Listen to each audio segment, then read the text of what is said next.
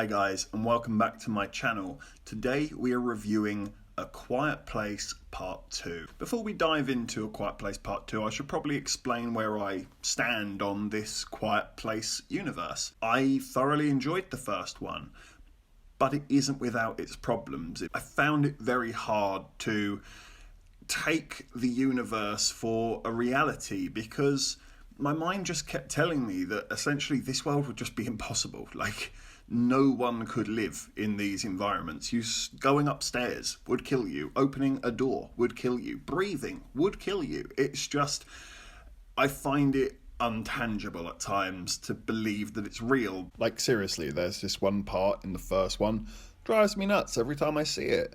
John Krasinski and his son sit inside the cave behind a waterfall and start shouting and yelling to explain that this is one of the few places where you can sort of talk normally. However, these monsters are sensitive to sound, so surely these monsters would be attracted to waterfalls, making a constant crash of water. But if I just switch off my brain and go with it, then yeah, they're great. They're a lot of fun, and the use of sound design is impeccable. John Krasinski, I think, is going to be a very good filmmaker one day. I think this is just the dawn of his career, and seeing what we've seen so far, I have nothing but high hopes and expectation for him. But let's dive into the sequel, A Quiet Place Part 2, and this one essentially picks up exactly where the last one left off.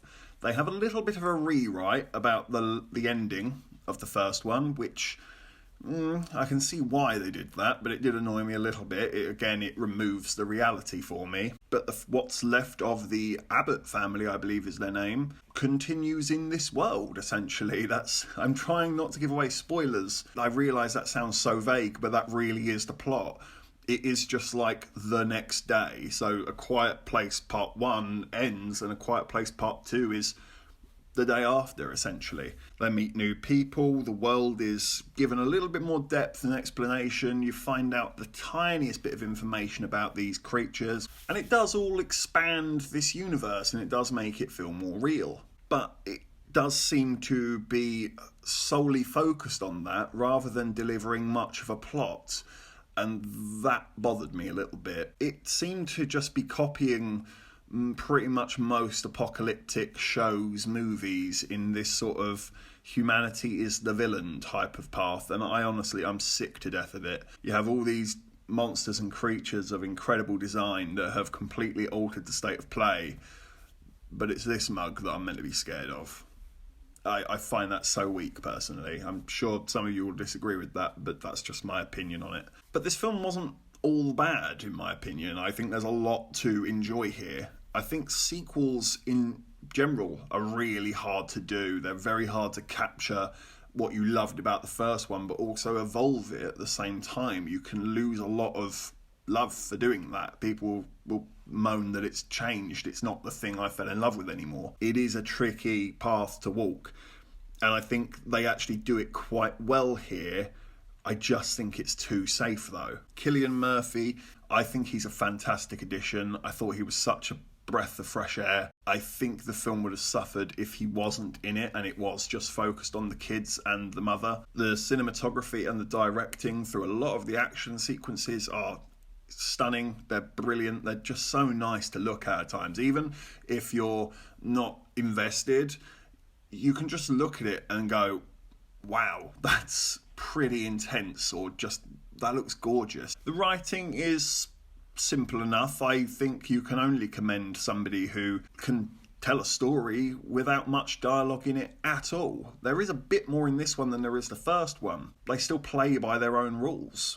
So yeah, well done. But sometimes the plot does get a little bit convenient. That this really is my crux of the problem with this movie. It is the plot, or the lack thereof, should I say. It just kind of felt unnecessary in so many ways. It felt like you could have possibly just imagined this is probably what would have happened. The first one could have just been a standalone movie, and then this can just be let the audience decide. So unfortunately for me, yeah, the cash grab sort of side of things were becoming more evident to me than the actual story. I really do want to make my point that I didn't hate this. I know I'm pointing out a lot of problems that I had with it, but that is just my opinion. I guess a good way for me to explain it is the first one is like cheesecake and part 2 is a gâteau.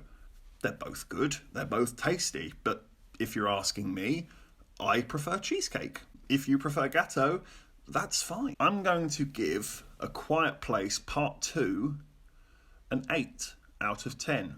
Thanks for watching this review.